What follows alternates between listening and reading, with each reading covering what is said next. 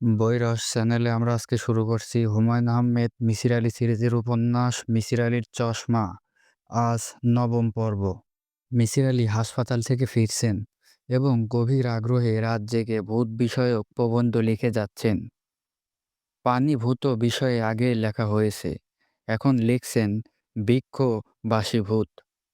যেসব ভূত গাছে বাস করে তাদের নিয়ে জটিল প্রবন্ধ। যা লেখেন সেটা আমাকে ঘুমোতে যাওয়ার আগে পড়ে শোনান। আমি কিছুতেই বুঝতে পারি না নিতান্তই ফালতু কাজে এই মানুষটা কেন তার মেধা নষ্ট করছে। ভূত বিষয়ক আলোচনায় আমি অংশগ্রহণ করছি। একটা শিশু দীর্ঘ গভীর আগ্রহে কোনো খেলা খেলে সেই খেলায় বাধা দিতে নেই। ভূত বিষয়ক গবেষণা শিশুর খেলা ছাড়া আর কি? শিশুর খেলাকে প্রশ্রয় দেওয়া সাধারণ নর্মের মধ্যে পড়ে। রাতে দুজন খেতে বসেছি। মিসির আলী বললেন, বলুন তো দেখি কোন কোন গাছে ভূত থাকে। আমি বললাম, জানি না। আমি এখন পর্যন্ত কোনো গাছে ভূত থাকতে দেখিনি। মিসির আলী বললেন, 4 ধরনের গাছে ভূত থাকে: বেল গাছ, তেঁতুল গাছ, শেওড়া গাছ আর বাঁশ গাছ। এর বাইরে কোনো গাছে থাকে না। আম এবং কাঁঠাল গাছে ভূত থাকে এরকম কথা কখনোই শুনবেন না। আমিও বললাম, ও আচ্ছা। মিসির আলী বললেন, ভূত মানুষের কল্পনা। এটা বলার অপেক্ষা রাখে না। কিন্তু মানুষ কেন ভূত থাকার জন্য 4টা মাত্র গাছ বেছে নিল, এটার গবেষণা হওয়া দরকার। এই গবেষণায় আমাদের লাভ? মিসির আলী বললেন, এই গবেষণায় মানুষের কল্পনা জগৎ সম্পর্কে কিছু ধারণা দেব। আমি বললাম, শেওড়া ঘন আকড়া গাছ দিনের বেলাতে অন্ধকার হয়ে থাকে। সেই জন্যই মানুষ শেওড়া গাছকে ভূতের জন্য বেছে নিয়েছে। মিসির আলী বললেন, বেলগাছ তো ঝাঁকড়া গাছ না, ছায়া দায়নি বৃক্ষও না, তাহলে বেলগাছ বাঁচল কেন? বেলগাছে কাঁটা আছে এই কারণে। ভূতরা হয়তো কাঁটা পছন্দ করে। তেঁতুল এবং বাঁশ গাছে তো কাঁটা নেই। ভূতরা তাহলে ওই গাছে কেন থাকছে? আমি চুপ করে গেলাম। প্রসঙ্গ ঘোরাবার জন্য বললাম, শায়লার পুত্রের মৃত্যু রহস্য ভেদের কাজটা চুপ করে ভূতের গবেষণাটা করলে ভালো হয় না? মিসির আলী বললেন, রহস্য তো অনেক আগেই ভেদ হয়েছে। উত্তর লিখে খামে সিলগালা করে আপনার হাতে দিয়েছি। এখন আপনার দায়িত্ব নিজের মতো করে রহস্যের মীমাংসা আসা। কোন দিকে আগাবো বুঝতে পারছি না। আমার চিঠিকন্যা শায়লা আমাকে যে চিঠি লিখেছে সেটা ধরে আগাবেন। সেটা ধরে আপনার তো আর কিছু নেই। মিসির আলী বললেন, অবশ্যই আছে। চিঠিতে লেখা, ডক্টর হারুন চোখের কর্নিয়া প্রফিটিং এর একটা পদ্ধতি বের করেছে, যার নাম হেরন কর্নিয়া গ্রাফটিং। দেখতে হবে আসলেই এমন কোনো পদ্ধতি ডাক্তার হারুন বের করছে কিনা। তার প্রয়োজনটা কি? উনি এই পদ্ধতি বের না করলেও তো কিছু আসে যায় না। শিশুর মৃত্যুর সঙ্গে কর্নিয়া গ্রাফটিংয়ের কোনো সম্পর্ক নেই। মিসির আলী বললেন, রহস্যভেদের জন্য কোনো তথ্যই অপ্রয়োজনীয় না। আমি বললাম, গ্রাফিটিক বিষয়ক তথ্য পাবো কোথায়? মিসির আলী বললেন, সব মেডিকেল কলেজের লাইব্রেরিতে জার্নাল আছে, সেখান থেকে পাবেন। তার চেয়েও সহজ বুদ্ধি হলো ইন্টারনেট হেরন কর্নিয়া গ্রাফটিং লিখে সার্চ দিলেই পাওয়া যাবে। আমি তো সেভাবেই বের করেছি এবং আপনার কম্পিউটার বের করেছি। কি পেয়েছেন সেটা তো আপনাকে বলবো না। আপনি রহস্যভেদ প্রক্রিয়ার সঙ্গে যুক্ত হয়েছেন। আপনি নিজে বের করবেন। এক্ষুনি বের করছি। মিসির আলী বললেন, ভেরি গুড। 5 মিনিটের বেশি সময় লাগার কথা না। ইন্টারনেট আমাদের জীবন অনেক সহজ করে দিয়েছে। ইন্টারনেট ঘেঁটে দেখা গেল হেরন কর্নিয়া গ্রাফটিং বলে কিছু নেই, তবে জালাল আহমেদ কর্নিয়া গ্রাফটিং বলে নতুন এক পদ্ধতি আছে। মিসির আলীকে এই তথ্য দিয়ে তিনি বললেন, জালাল আহমেদ মুসলমান নাম, তার নামেই এই না যে তার দেশ বাংলাদেশ, সে পাকিস্তানি হতে পারে, মিডল ইস্টের হতে পারে। আপনার কাজ হচ্ছে মেডিকেল কলেজগুলিকে খোঁজ নেওয়া, এই নামে কোনো ছেলে পাশ করছে কিনা। আমি হতাশ গলায় বললাম, আপনি কি এইভাবেই রহস্যভেদ করেন? মিসির আলী বললেন, অবশ্যই। দ্বিতীয় বিকল্প তো নেই। যাই হোক, আপনার এই কাজটা সহজ করে দিচ্ছি। আমি খোঁজ নিয়ে জেনেছি, জালাল আহমেদ নামে অসম্ভব ব্রিলিয়েন্ট একজন ছাত্র ঢাকা মেডিকেল কলেজ থেকে পাশ করেছে। সে যে শুধু ব্রিলিয়ান্ট তা না, সে রাজপুত্রের মতো রূপবান। তাকে প্রিন্স নামে ডাকা হতো। আমি শুধু বললাম, ও আচ্ছা। জালাল আহমেদ নামে নতুন এই চরিত্রটির সঙ্গে রহস্যের কি সম্পর্ক কিছুই বুঝতে পারছি না। জোট খুলতে গিয়ে আরও জোট পাকিয়ে দিচ্ছি, এই হলো সমস্যা। মিসির আলির রহস্যভেদের প্রক্রিয়া যে এমন ঝামেলার তা আগে বুঝিনি। এখানে ওখানে যাওয়া ঘোরাঘুরি বিরাট পরিশ্রমের ব্যাপার। মিসির আলি বললেন, আমার চিঠিকন্যার চিঠিটা মনে করুন। সেখানে লেখা আমার স্বামী রাজপুত্রের মতো।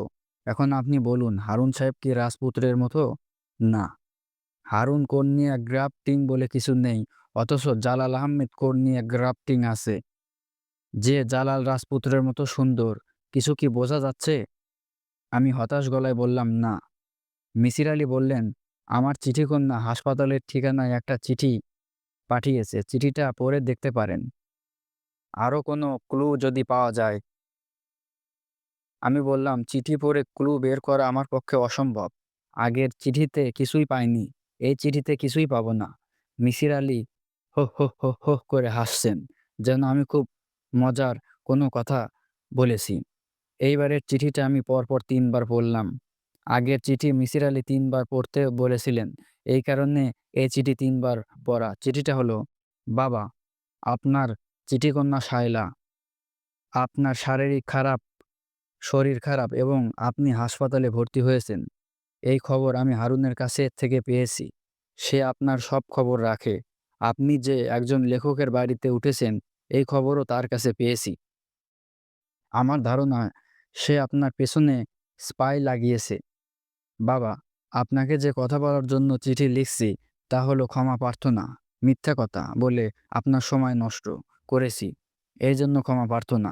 আমি অত্যন্ত ছেলেমানুষি একটা কাজ করেছি। বানিয়ে বানিয়ে বলেছি আমার ছেলের মৃত্যুর কথা। আপনাকে রহস্য ভেদ করতে বলেছি। কারণ ব্যাখ্যাটা করি। আমি আপনাকে নিয়ে লেখা প্রায় সব বইই পড়েছি। হঠাৎ ইচ্ছে হলো অতি বুদ্ধিমান মিসির আলীকে বিভ্রান্ত করা যায় কিনা দেখা যাক। আমার ধারণা ছিল চিঠি পড়েই আপনি বুঝবেন পুরোটাই বানানো। তা না করে আপনি যে রীতিমতো গবেষণা শুরু করেছেন তা জানলাম যখন আপনি আপনার লেখক বন্ধুকে আমার কাছে পাঠালেন।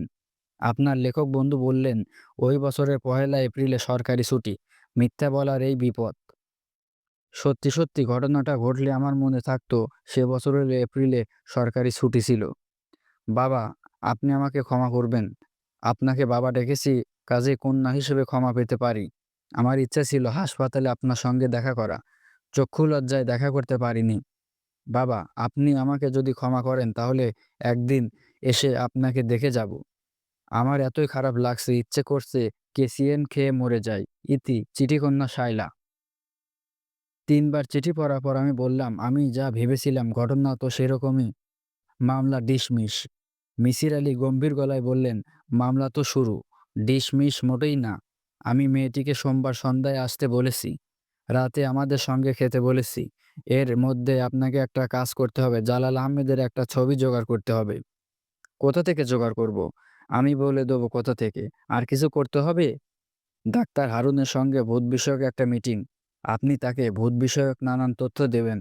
আমি বিস্মিত হয়ে বললাম, ভূত বিষয়ে আমি কি তথ্য দেবো? আমি তো কিছুই জানি না। মিসির আলি হাসিমুখে বললেন, আমি শিখিয়ে দেব। এতে লাভ কি হবে? পরকাল বিশ্বাসী লোকজন মৃতদের সঙ্গে যোগাযোগের জন্য অনেক কর্মকাণ্ড করে। যেমন প্ল্যানচেট চক্র। আমি জানতে চাই তিনি মৃত কোনো মানুষের সঙ্গে যোগাযোগ চেষ্টা করছেন কিনা। আমি বললাম, ভূত প্রেত বিষয়ক আলোচনায় আপনি থাকবেন তো? মিসির আলি না সূচক মাথা নাড়লেন। ভাবলেশহীন গলায় বললেন, পুরো প্রক্রিয়াটি আমি আপনাকে দিয়ে করাতে চাই। নিজে নিজে রহস্য ভেদে করতে চাচ্ছিলেন, সেই সুযোগ করে দিচ্ছি। তবে এখনো সময় আছে। আপনি যদি সরে আসতে চান তবে সরে আসবেন। আমি সরে আসতে চাই না। ডক্টর হারুনের সঙ্গে ভূত বিষয়ক আলোচনায় তেমন জমল না। তিনি সেদিন কথা বলার মুডে ছিলেন না। তবে তিনি বললেন, রবীন্দ্রনাথের মতো তার নিজের প্লেন চেটের ওপর আঘাত বিশ্বাস। তার মা জীবিত থাকার সময় মার সঙ্গে অনেকবার প্ল্যানচেট করেছেন। প্ল্যানচেট সাধারণ মানুষের আত্মা যেমন এসেছে, বিগত ব্যক্তিদের আত্মাও এসেছে। প্রশ্নের জবাব দিয়েছে। বিখ্যাত ব্যক্তিদের মধ্যে আছেন রবীন্দ্রনাথ ঠাকুর, কবি সুকান্ত, নবাব সিরাজউদ্দৌলা। তার কাছ থেকে জানলাম তিনি এবং তার স্ত্রী শায়লা একবারই বসেছিলেন প্ল্যানচেটে। খুব বাচ্চা একটা ছেলের আত্মা এসে উপস্থিত হয়। শায়লা এই ঘটনায় প্রচণ্ড ভয় পেয়ে অসুস্থ হয়ে পড়েন। এরপর তিনি আর কখনোই প্লানচেট বসাননি। আমি বললাম, বাচ্চা ছেলেটি কি তার নাম বলেছে? হারুন বলছেন, নামের অধ্যক্ষর বলেছে এস দিয়ে। নিজে অতি উৎসাহী হলে আপনাকে নিয়ে একদিন বসবো। ভয়ের কিছু নেই। একটা বোতামে আমি এবং আঙ্গুল চেপে বসবো। বোতামটা থাকবে উইজা বোর্ডে। আমি বললাম, উইজা বোর্ডটা কি? একটা কার্ডবোর্ড। সেখানে এ থেকে জেড পর্যন্ত অক্ষরগুলি লেখা। এক জায়গায় ইয়েস এবং নো লেখা। যখন বোতামে আত্মার ভর হবে, তখন আত্মা কাঁপতে থাকবে। আমাকে তখন প্রশ্ন করবেন, আপনি কি এসেছেন? আত্মা তখন বোতামটা টেনে ইয়েস ঘরে নিয়ে যাবে। এই হচ্ছে বেসিক প্রিন্সিপাল। বুঝছেন? কিছুটা? কাছ থেকে না দেখলে পুরোপুরি বুঝবো না। একদিন রাতে মিসির আলি সাহেবকে নিয়ে বাসায় চলে আসবেন। হাতে কলমে দেখাবো। আমি বললাম, হাতে কলমে তো দেখাবেন না, আপনি দেখবেন আঙ্গুল বোতামে। আমি রসিকতার হারুন অত্যন্ত বিরক্ত হলেন। গম্ভীর গলায় বললেন, আজ আমি ব্যস্ত আছি, অন্য একদিন আসুন। আমি উঠে পড়লাম। ভূত বিষয়ক এই আলোচনা থেকে মিসির আলি কি উদ্ধার করবেন আমি বুঝতে পারছি না। বাচ্চা একটা ছেলে আত্মা এসেছিল, যার নামের অধ্যাক্ষর এস। এটা গুরুত্বপূর্ণ হতে পারে। তবে আমি লক্ষ্য করেছি, আমার কাছে গুরুত্বপূর্ণ সব তথ্যই মিসির আলির কাছে গুরুত্বহীন। এই ক্ষেত্রে হয়তো তাই হবে। ডাক্তার হারুনের কাছ থেকে বিদায় নিয়ে জালাল আহমেদের চরিত্র খুঁজে বের হলাম। জালাল আহমেদের মা মারা গেছেন। বাবা একা বেইলি রোডের এক ফ্ল্যাটে থাকেন। আমাকে কিছুতেই ঢুকতে দেবে না। অনেক ঝামেলা করে জালাল সাহেবের বাবার সঙ্গে দেখা করার অনুমতি পাওয়া গেল। বৃদ্ধ অত্যন্ত সন্দেহবাতিগ্রস্ত। বৃদ্ধ আমাকে শীতল গলায় বললেন, আমি আপনাকে চিনি না, জানি না। কোনোদিন আপনার সঙ্গে আমার দেখাও হয়নি। আপনাকে আমি আমার ছেলের ছবি কেন দেব? আপনি তো দূরের কথা, আমি তো আমার আত্মীয়স্বজনকেও কোনো ছবি দেব না। আমার ছেলে মারা গেছে। ধরে নেন তার ছবিও মারা গেছে। আপনার ছেলে মারা গেছে তা তো জানতাম না। কবে মারা গেছে? কবে মারা গেছে জেনে কি করবেন? মিলাদ পড়াবেন? অনেক কথা বলে ফেলেছি, যান বিদায় হন। আমি দেওয়ালের দিকে তাকালাম। দেওয়াল ভর্তি এক যুবকের নানান ভঙ্গিমার সুন্দর সুন্দর ছবি। রাজপুত্রের মতো রূপবান সেই যুবক বসার ঘরের দেওয়ালে আলো করে রেখেছে। এই যুবক যে জালাল আহমেদ তাতে সন্দেহ নেই। একটি ছবি এত সুন্দর যে সেই ছবি দিয়ে ক্যালেন্ডার করা যায়। যুবক জাহাজের ডেকে দাঁড়িয়ে আছে, তার পেছনে নীল সমুদ্র। যুবকের চোখে বিষণ্ণতা, তার হাতে একটা মগ, মনে হচ্ছে সে মর্গে করে কফি খাচ্ছে। আমি বৃদ্ধের দিকে তাকিয়ে বললাম, আপনার ছেলের ছবি? বৃদ্ধ দাঁত মুখ খিঁচিয়ে বললেন, আমার ছেলের ছবি না, পাড়ার ছেলের ছবি। পাড়ার ছেলের ছবি দিয়ে আমি দেওয়াল ভর্তি করে রেখেছি।